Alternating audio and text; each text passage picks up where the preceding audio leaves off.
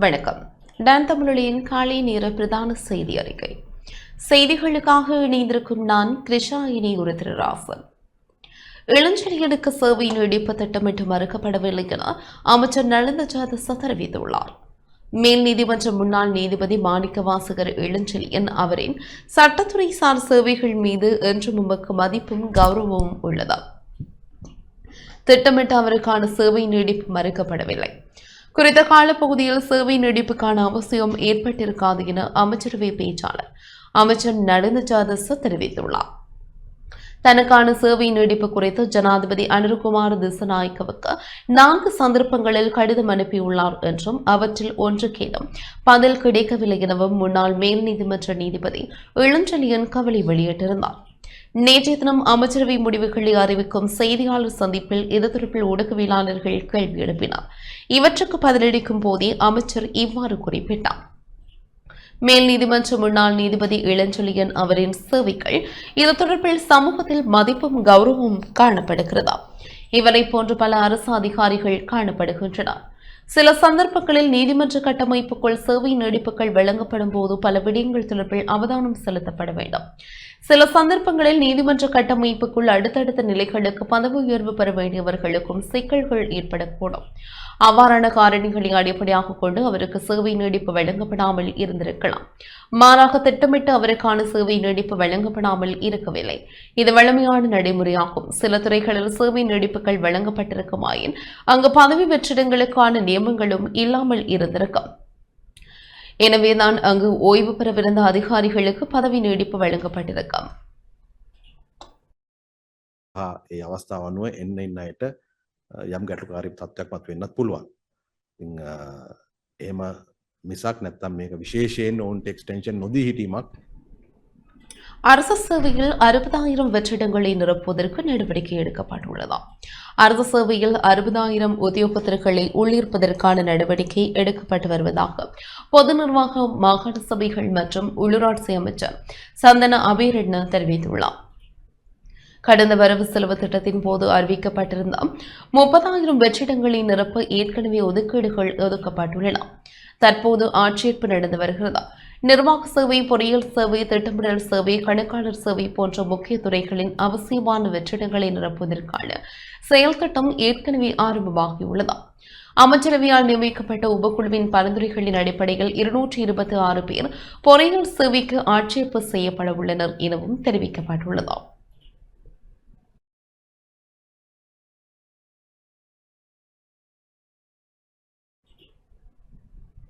மன்னாரில் காற்றாலை திட்டத்தை இடைநிறுத்த அமைச்சரவை அனுமதி வழங்கியுள்ளது.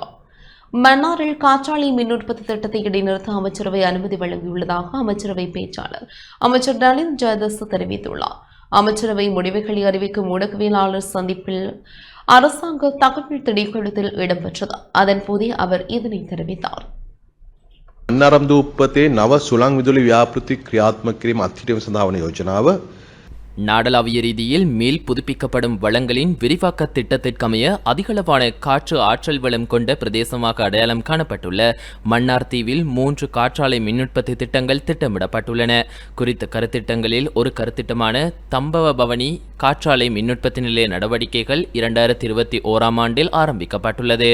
ஏனைய கருத்திட்டங்களான வின்ஸ்கேப் மெனா பிரைவேட் லிமிடெடின் 20 மெகாவாட் காற்றாலை மின்னுற்பத்தி மற்றும் ஹெய்லிஸ் பென்டோன்ஸின் 50 மெகாவாட் காற்றாலை மின்னுற்பத்தி நடவடிக்கைகள் முறையே 2025 டிசம்பர் மற்றும் 2026 டிசம்பர் மாதத்தில் ஆரம்பிப்பதற்கு திட்டமிடப்பட்டுள்ளது. பிரதேச மக்கள் சமர்ப்பித்துள்ள சுற்றாடல் மற்றும் சமூக பிரச்சினைகளை கருத்திற்கொண்டு மன்னார் தீவு மக்களின் விருப்பமின்றி தொடர்ந்தும் குறித்த தீவில் காற்றாலை மின்னுற்பத்தி கருத்திட்டத்தை நடைமுறைப்படுத்த வேண்டாம் என ஜனாதிபதி ஏற்புடைய அதிகாரிகளுக்கு அறிவித்துள்ளதாக வலுசக்தி அமைச்சரால் அமைச்சரவைக்கு தெளிவுபடுத்தப்பட்டுள்ளது. அதற்கமைய நடவடிக்கைகளை மேற்கொள்வதற்கு அமைச்சரவை அங்கீகாரம் வழங்கியுள்ளது. ක්‍රියාත්මක නොකරන ලෙස ගරු ජනාධිපතිතුමා අදාළ බලධාරීන්ට දැනුම් දී ඇති බව බලශක්ති අමාත්‍යතුමා විසින් අමාත්‍ය මණ්ඩලය දැනුවත් කරන ලදුව යනෝ කටයුතු කිරීම පිණිස අමාත්‍ය මණ්ඩලය එක விசேட அதிரடிப்படை அணிக்கு 100 மோட்டார் சைக்கிள்கள் கொள்வனவு செய்யப்பட உள்ளன. விசேட அதிரடிப்படை அணிக்கு 100 மோட்டார் சைக்கிள்கள் மற்றும் 50 முச்சக்கர வண்டிகள், மோட்டார் ஊர்திகளை கொள்வனவு செய்வதற்கு அமைச்சரவை அனுமதி வழங்கியுள்ளதாக அமைச்சரவை பேச்சாளர் அமைச்சர் நலிந்த ஜாதச தெரிவித்துள்ளார். விசேட அதிரடிப்படையின் கீழ் நாடளாவிய ரீதியில் 76 பிரதான முகாம்களும் 23 உப முகாம்களும் மற்றும் 14 விசேட பிரிவுகளும் செயற்பட்டு வருகின்றன. குறித்த படையணிக்கு ஒப்படைக்கப்பட்டுள்ள கடமைகளை மேற்கொள்வதற்கு தற்போதுள்ள 314 மோட்டார் சைக்கிள்களில் 90%மானவை 10 வருடங்களுக்கு மேல் பழமையாக இருக்கின்றமையால் தொடர்ச்சியாக இயந்திர கோளாறுகள் ஏற்படுகின்றன. இந்த நிலைமையால் விசேட அதிரடிப்படையால் மேற்கொள்ளப்படுகின்ற விசேட சுற்றிவளைப்புகளை சிறந்த முறையில் மேற்கொள்வதற்கு தடையாக அமைந்துள்ளன. அதற்கமைய போதைப்பொருள் தடுப்பு மற்றும் அமைப்பு ரீதியிலான பாதாள உலக குழுக்களை ஒழித்தல் போன்ற கடமைகளை வினைத்திறனாக மேற்கொள்வதற்கு இயலுமாகும் வகையில் விசேட அதிரடி படையணிக்கு 125 சிசி எந்திர கொள்ளளவுடைய 100 மோட்டார் சைக்கிள்கள் மற்றும் 50 முச்சக்கர மோட்டார் ஊர்திகளை கொள்வனவு செய்வதற்காக பொதுமக்கள் பாதுகாப்பு மற்றும் பாராளுமன்ற விவகாரங்கள் அமைச்சர் சமர்ப்பித்த யோசனைக்கு அமைச்சரவை அங்கீகாரம் வழங்கியுள்ளது. ரயில்வே திணைக்களத்தின் பதவிகளுக்கு பெண்கள் ஆட்பேற்று செய்யப்பட உள்ளனர். ரயில்வே திணைக்களத்தின் பதவிகளுக்கு பெண் உத்தியோகத்தர்கள் ஆட்சேர்ப்பு செய்வதற்கு அமைச்சரவை அனுமதி வழங்கியுள்ளதாக அமைச்சரவை பேச்சாளர் அமைச்சர் நலிந்த ஜாதச தெரிவித்துள்ளார். அமைச்சரவை முடிவுகளை அறிவிக்கும் ஊடகவியலாளர் சந்திப்பு நேற்று அரசாங்க தகவல் திணைக்களத்தில் இடம்பெற்றது. இதன்போது அவர் இதனை தெரிவித்தார்.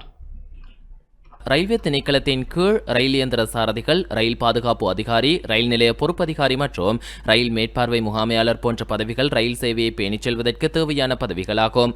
ரயில்வே திணைக்களத்தின் ஆரம்பம் தொடக்கம் இதுவரை குறித்த ரயில் நிலைய பதவிகளுக்கு ஆண் உத்தியோகத்தர்கள் மாத்திரம் ஆட்சேர்ப்பு செய்யப்பட்டதுடன் கண்காணிப்பு முகாமையாளர் பதவிக்கு 2012 மற்றும் 2015 ஆண்டுகளில் பெண் உத்தியோகத்தர்கள் ஆட்சேர்ப்பு செய்யப்பட்டனர். அரசின் புதிய பொருளாதார கொள்கைக்கமைய அரசு துறையில் இதுவரை பெண்களை ஆட்சேர்ப்பு செய்யாத பதவிகளுக்கு பெண்களை ஆட்சேர்ப்பு செய்வதற்கான வசதிகளை வழங்குவதற்கு நடவடிக்கை எடுக்கப்பட்டுள்ளது.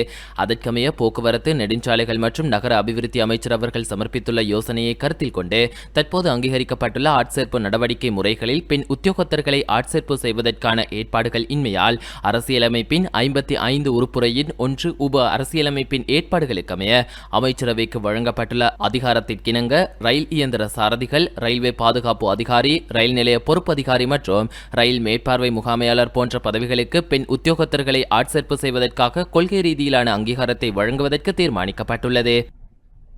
இலங்கைக்கும் உஸ்பெகிஸ்தானுக்கும் இடையில் இருதரப்பு ஆலோசனை பொறிமுறையை தப்பிக்க நடவடிக்கை எடுக்கப்பட்டுள்ளது. இலங்கைக்கும் உஸ்பெகிஸ்தானுக்கும் இடையே இருதரப்பு ஆலோசனை பொறிமுறையை ஸ்தாபிக்க தொடர்பான புரிந்துணர்வு ஒப்பந்தத்தில் கையொப்பமிட அமைச்சரவை அனுமதி வழங்கியுள்ளதாக அமைச்சரவை பேச்சாளர் அமைச்சர் நலிந்த ஜாதச தெரிவித்துள்ளார். அமைச்சரவை முடிவுகளை அறிவிக்கும் ஊடகவியலாளர் சந்திப்பில் நேற்று அரசாங்க தகவல் திணைக்களத்தில் இடம்பெற்றது. இதன்போது அவர் இதனை தெரிவித்தார். அமைச்சரவை முடிவுகளை அறிவிக்கும் ஊடகவியலாளர் சந்திப்பு இன்று அரசாங்க தகவல் திணைக்களத்தில் இடம்பெற்றது. அதன்போதே அவர் இதனை தெரிவித்துள்ளார். இலங்கைக்கும் உஸ்பெகிஸ்தானுக்கும் இடையில் அரசியல், பொருளாதார, விஞ்ஞான, தொழில்நுட்ப, கலாச்சார, வர்த்தக மற்றும் சுற்றுலா போன்ற துறைகளில் ஒத்துழைப்புகளை விரிவாக்கம் செய்யும் நோக்கில் இருதரப்பு ஆலோசனை பொறிமுறையை தாவிப்பதற்கான புரிந்துணர்வு ஒப்பந்தத்தை மேற்கொள்வதற்கு முன்மொழியப்பட்டுள்ளது. அதற்கமைய குறித்த ஒப்பந்தத்தில் இருதரப்புக்கும் இடையில் கையொப்பமிடுவதற்காக வெளிவிவகார, வெளிநாட்டு வேலைவாய்ப்பு மற்றும் சுற்றுலாத்துறை அமைச்சர் அவர்கள் சமர்ப்பித்த யோசனைக்கு அமைச்சரவை அங்கீகாரம் வழங்கியுள்ளது. வவுனியா பூம்புகார் பகுதியில் பெண் ஒருவர் கொலை செய்யப்பட்டுள்ளார். வவுனியா பூம்புகார் பகுதியில் கொலை செய்யப்பட்ட நிலையில் பெண்ணின் சடலம் மீட்கப்பட்டுள்ளது. குறித்த பெண் அவரது கணவர் மற்றும் குழந்தையுடன் நேற்று காலை வீட்டில் இருந்துள்ளார். உயிரிழந்த பெண்ணின் தாயார் பணி நிமித்தம் வெளியில் சென்று மாலை வேளை வீடு திரும்பிய போது மகள் சடலமாக கிடப்பதாக அவதானித்தார். இந்த சம்பவத்தில் அதே பகுதியை சேர்ந்த 25 வயதான சிந்துஜா என்ற ஒரு பிள்ளையின் தாயார் உயிரிழந்துள்ளார். கழுத்து பகுதியில் கூறிய ஆயுதத்தால் தாக்கப்பட்டமையால் குறித்த மரணம் நிகழ்ந்திருக்கலாம் என போலீசார் சந்தேகம் வெளியிட்டுள்ளனர். எனினும் பெண்ணின் கணவரும் அவரது 2 வயதான பெண் குழந்தையும் மாயமாகியுள்ளனர். இந்த நிலையில் ஈச்சங்குளம் போலீசார் விசாரணைகளை முன்னெடுத்து வருகின்றனர்.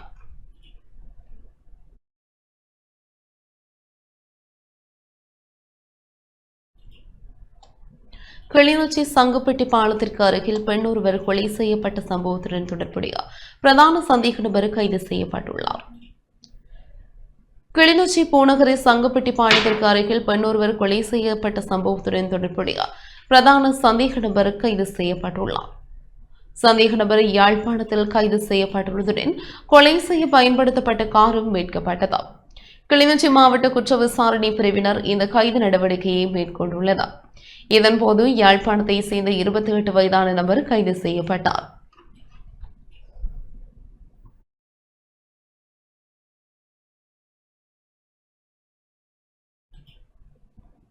மன்னார் பண்டிவிரிச்சான் மாவீரர் துயிலும் இல்லம் துப்புரவு செய்யப்பட்டது. மாவீரர் நாள் நினைவு தினத்தை முன்னிட்டு மன்னார் மாவட்டத்தில் உள்ள மாவீரர் துயிலும் இல்லங்கள் துப்புரவு செய்யப்பட்டு வருகின்றன. அந்த வகையில் மன்னார் பண்டிவிரிச்சான் மாவீரர் துயிலும் இல்லம் துப்புரவு செய்யப்பட்டது. மாவீரர் நாள் நிகழ்வுகள் ஏற்பாடு மாவீரர்களின் பெற்றோர்கள் மற்றும் மாவீரர் துயிலும் இல்ல பணிக்குழுவினால் ஆரம்பிக்கப்பட்டது. இதில் முன்னாள் போராளிகள், மாவீரர்களின் பெற்றோர்கள், துயிலுமில்ல பணிக்குழு உறுப்பினர்கள் பங்கேற்றனர்.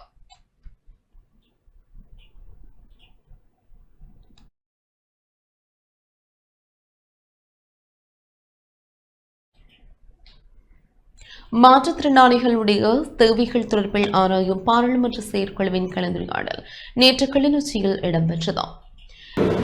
தேவைக்குட்பட்டவர்களுக்கான கொடுப்பனவை அதிகரிக்கவும் பல்வேறு நலத்திட்டங்களை முன்னெடுக்கவும் தயாராக இருப்பதாக நாடாளுமன்ற உறுப்பினர் சுகத் வசந்தடி சில்வா தெரிவித்துள்ளார்.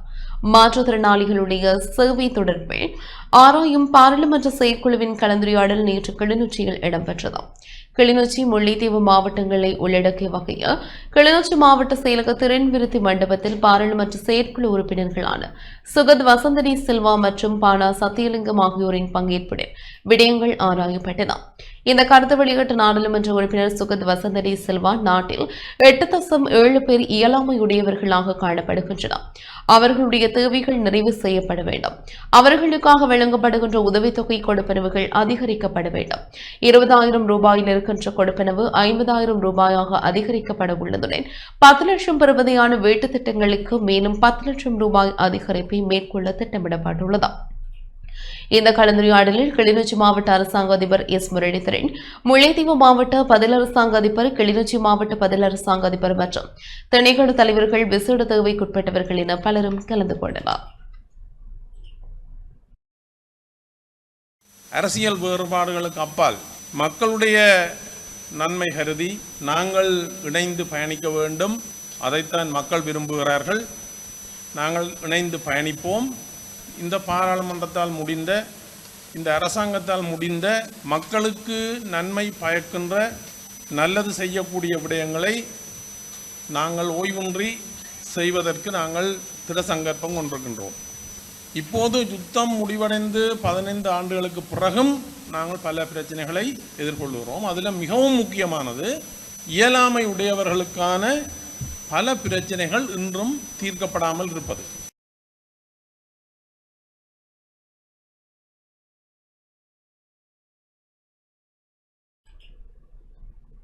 திருகோணமலை பிரெட்டிக் கோட்டை டச்பே கடற்கரை ஓரமாக ஸ்ரீ ஜம்பூத் ஜெயந்தி போதி ரஜ விஹாரை வளாகத்திற்குள் அனுமதி பெறாது சட்டவிரோதமாக கட்டப்பட்டிருந்த கட்டிடத்தை உடைக்கும் நடவடிக்கை ஒத்திவைக்கப்பட்டுள்ளது. திருகோணமலை பிரெட்டிக் கோட்டை டச்பே கடற்கரை ஓரமாக இயங்கி வந்த சிற்றுண்டி சாலையில் சட்டவிரோதமான முறையில் கட்டப்பட்ட கட்டுமானங்களை முழுமையாக உடைத்து அகற்றுவதற்காக கரையோர பாதுகாப்பு மற்றும் கரையோர வளங்கள் முகாமைத்துவ திணைக்கள அதிகாரிகளால் மேற்கொள்ளப்பட்ட நடவடிக்கை ஒத்திவைக்கப்பட்டுள்ளது. பிரெட்டிக் கோட்டை வீதியில் அமைந்துள்ள ஸ்ரீ ஜம்பூத் ஜெயந்தி போதி ரஜமகா விஹாரை வளாகத்திற்குள் அனுமதி பெறாது சட்டவிரோதமாக கட்டப்பட்டிருந்த உணவக கட்டிடம் மற்றும் 3 கொட்டில்களை அகற்றுவதற்கு இயந்திரங்கள் வரவழைக்கப்பட்டிருந்ததுடன் பாதுகாப்பு கடமையில் போலீசார் மற்றும் விசேட அதிரடிப்படையினரும் ஈடுபடுத்தப்பட்ட சம்பந்தப்பட்ட அதிகாரிகளும் வருகை தந்திருந்த நிலையில் விஹாரியின் விகாராதிபதியினால் துறைமுக போலீஸ் நிலையத்தை உடைக்கும் நடவடிக்கைக்கு எதிராக முறைப்பாடு மேற்கொள்ளப்பட்டு கால அவகாசமும் கோரப்பட்டிருந்தது. குறித்த கட்டுமானம் தொடர்பிலான வழக்கு ஏற்கனவே மாநகர சபையினால் தொடரப்பட்டுள்ளதால் அது தொடர்பில் தீர்ப்பு இதுவரை கிடைக்கப்படாத நிலையில் சட்டவிரோத கட்டுமானத்தை முழுமையாக உடைக்கும் நடவடிக்கை 1 வார காலத்திற்கு ஒத்திவைக்கப்பட்டுள்ளதுடன் அங்கிருந்து 3 கொட்டில்கள் அகற்றப்பட்டுள்ளன. ஏற்கனவே இந்த இடத்தில் 127 சதுர அடியில் தற்காலிக கடை ஒன்றை அமைப்பதற்கு மட்டுமே தமது திணைக்களம் உரிமையாளர்களுக்கு அனுமதி வழங்கியிருந்தது எனவும், ஆனால் அந்த அனுமதியை பயன்படுத்தி 405 சதுர அடி பரப்பளவு கொண்ட நிரந்தர கட்டடம் மற்றும் 3 கூடுதல் குடிசைகள், நிரந்தர வேலி ஆகியவை அனுமதி பெறாது கட்டப்பட்டிருந்தது கண்டறியப்பட்டது. இதனை அகற்றுமாறும் இதற்கு முன்னர் உரிய முறையில் உரிமையாளர்களுக்கு அறிவித்தல் கொடுக்கப்பட்டிருந்ததாகவும் இந்த நிலையிலேயே இன்று குறித்த அனுமதியை மீறிய கட்டுமானத்தின் 3 கொட்டில்கள் அகற்றப்பட்டுள்ளதாகவும் ஏனையவை அகற்றுவதற்காக 1 வார கால அவகாசம் வழங்கப்பட்டுள்ளதாகவும் தெரிவிக்கப்படுகிறது. சட்டவிரோத கட்டுமானத்தை அகற்றுமாறு 12/8/2025 அன்று கரையோர பாதுகாப்பு மற்றும் கடலோர வளங்கள் முகாமைத்துவ திணைக்கள அதிகாரிகளால் ஆணையாளர் நாயகத்திடம் ஒப்பமிட்டு உடைத்தல் கட்டளை ஒட்டப்பட்டிருந்தது. குறித்த அறிவித்தல் ஒட்டப்பட்ட நாளிலிருந்து 14 நாட்களுக்கு இக்கடையை அமைத்தவர்கள் தாமாகவே இந்த நிர்மாணங்களை உடைத்து அகற்ற வேண்டும் எனவும் குறித்த காலக்கெடு முடிந்த பின்னரும் நிர்மாணங்கள் அகற்றப்படாத பட்சத்தில் கரையோர பாதுகாப்பு திணைக்களம் அவற்றை உடைத்து அகற்றும் எனவும் குறிப்பிடப்பட்டிருந்தது. இந்த நிலையில் குறித்த கட்டுமானத்தை உடைத்து அகற்றுவதற்காக அதிகாரிகள் நடவடிக்கையை மேற்கொண்டிருந்தனர்.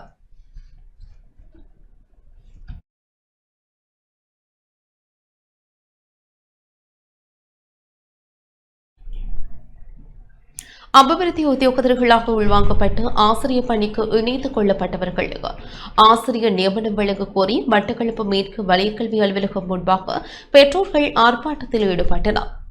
பாடசாலைகளில் அபிவிருத்தி உத்தியோகத்தர்களாக இணைக்கப்பட்ட ஆசிரியர் பணிக்கு இணைத்துக் கொள்ளப்பட்ட உத்தியோகத்தர்களுக்கு ஆசிரியர் நியமனம் வழங்க கோரி மட்டக்களப்பு மேற்கு வலயக்கல்வி அலுவலகம் முன்பாக பெற்றோர்கள் கவனஈர்ப்பு போராட்டத்தினை முன்னெடுத்தனர். கடந்த 5 வருடங்களாக தேசிய ரீதியில் உள்ள அனைத்து பாடசாலைகளிலும் அபிவிருத்தி உத்தியோகத்தர்கள் ஆசிரியர் நியமனத்தினை வழங்குமாறு கோரி கடந்த 2 நாட்களாக சுகையின விடுமுறை போராட்டத்தை முன்னெடுத்து வருகின்றனர். கடந்த 1ஆம் தேதி காந்தி பூங்கா முன்பாக ஆர்ப்பாட்டம் ஒன்றிணைந்து முன்னெடுத்தனர். இவர்கள் பாடசாலைக்கு செல்லாமையினால் தமது பிள்ளைகளின் கல்வி நடவடிக்கைகள் பாதிக்கப்படுவதாக சுட்டிக்காட்டி பெற்றோர்கள் ஆர்ப்பாட்டத்தில் ஈடுபட்டனர். ஆர்ப்பாட்டத்தில் 70க்கும் மேற்பட்ட மாணவர்களின் பெற்றோர்கள் கலந்து கொண்டதுடன் பதாதைகளை ஏந்தியவாறு தமது எதிர்ப்பினையும் வெளியிட்டனர். 3 வருஷ காலம் கூடி எங்களோட 4ஆம் ஆண்டு பிள்ளைகளை படிப்பிச்சு கொண்டு வராவோ எங்களோட ஆசிரியர். அவங்களுக்கு நிரந்தர நியமனம் கொடுக்கணும் அரசாங்கத்திட்ட நாங்கள் கேட்டுக்கொள்கிறோம். எங்களோட கிராமத்தில் இருக்க மக்கள் சார்பாகவும் எங்களோட ஆசிரியர் சார்பாகவும் நான் கேட்டுக்கொள்கின்றோம். நிரந்தர நியமனம் அவங்களுக்கு கொடுக்க வேணும். என்னென்னு சொன்னால் எங்களோட பிள்ளைகள படிப்பு அவங்களுக்கு படிப்பு தான் முக்கியம். அவங்களுக்கு டிஓன்னு சொல்லி அவங்கள ஒதுக்கி வைக்கிறாங்க. நான் அப்படி ஒதுக்கி வைக்க தேவையில்லை. என்னென்னு சொன்னால் பிள்ளைகள் தானே முக்கியம். அரசாங்கத்துறதுக்காக அவங்களோட நன்மைக்காக அவங்கள டிஓன்னு சொல்லி ஒதுக்க இயலாது. பிள்ளைகளோட நன்மைக்காக அவங்களுக்கு நிரந்தர நியமனம் கொடுக்குமாறு கேட்டுக்கொள்கின்றோம். இந்த போன ஸ்காலர்ஷிப்பில் டிஓ டீச்சர் தான் எங்களோட பிள்ளைகளுக்கு படிப்பிச்சவங்க. வெட்டு புள்ளிகளையும் தாண்டி நல்ல ரிசால்ட்ஸை பெற்றிருக்காங்க. அப்படியாப்பட்ட ஆசிரியர்களை ஸ்ட்ரைக் பண்ணி வீட்டில் இருந்தால் எங்களோட பிள்ளைகள படிப்பு தான் பாழாகுது. அதால் அவங்களுக்கு உரிய ஆசிரியர் நியமனத்தை வழங்க வேண்டும் என்று அரசிடம் நான் கேட்டுக்கொள்கிறேன். ஒரு பிள்ளைகள் எழுத அமையும் இல்லை, வாசிக்க அமையும் இல்லை. அந்த டீச்சர் வந்தவரை தான் எங்களோட பிள்ளையை நல்லா ஒழுங்காக படிக்குதுகள். கொலர்ஷிப்பும் பாஸ் பண்ணுது, வெட்டு புள்ளியை தாண்டி கொலர்ஷிப் பாஸ் பண்ணியிருக்கீர்கள். அதுக்கேற்ற மாதிரி இப்போ எங்களோட பிள்ளையோட படிப்பு பாழாகுது சொன்னால் அதுக்கு அரசாங்கம் தான் காரணம். ஒருவரும் காரணம் இல்லை. டிஓ டீச்சர் அனைவருக்கும் நியமன கடிதம் வழங்குமாறு அரசாங்கத்திடம் கேட்டுக்கொள்கின்றோம். இந்த அரசாங்கத்துக்கு நாங்கள் விடுத்துக் கொள்கின்ற ஒரு விடயம் எங்களுடைய வாழ்க்கையில் மாத்திரமல்ல நாடளாவிய ரீதியாக கற்றல் கற்பித்தல் செயற்பாட்டில் ஈடுபட்டு கொண்டிருக்கின்ற பிள்ளைகள் என்கின்ற அடிப்படையில் நாங்கள் கூறிக்கொள்கின்ற விடயம் எங்களுக்கு நீதியை தரும் அதேவேளை பாடசாலைகளில் இருக்கின்ற பிள்ளைகளினுடைய கல்வி வளர்ச்சியினை கூட நீங்கள் இல்லாமல் பண்ணுவதற்கு ஏற்பாடை செய்திருக்கின்றீர்கள். எனவே பெற்றார்களுடைய இந்த கருத்துக்களுக்கு அமைவாக பாடசாலை இணைக்கப்பட்டிருக்கின்ற ஆசிரியர் அபிவிருத்தி உத்தியோகர்களின் கருத்துக்களுக்கு அமைவாக இந்த விடயத்தினை இன்னும் மேலும் ஆராய்ந்து இந்த பாதிக்கப்பட்ட தரப்பினருக்கு ஒரு நீதியான ஒரு விடயத்தை இவர்களுக்கு பெற்றுக் கொடுக்க வேண்டும் என்கிற அடிப்படையில் நாங்கள் மீண்டும் இன்றைய நாளில் இந்த அரசாங்கத்தை கூறிக்கொள்கின்றோம். நன்றி. இத்துடன் இந்த செய்தி அறிக்கை நிறைவு பெற்றது. தொடர்ந்து நிகழ்ச்சிகளோடு இணைந்திருங்கள். வணக்கம்.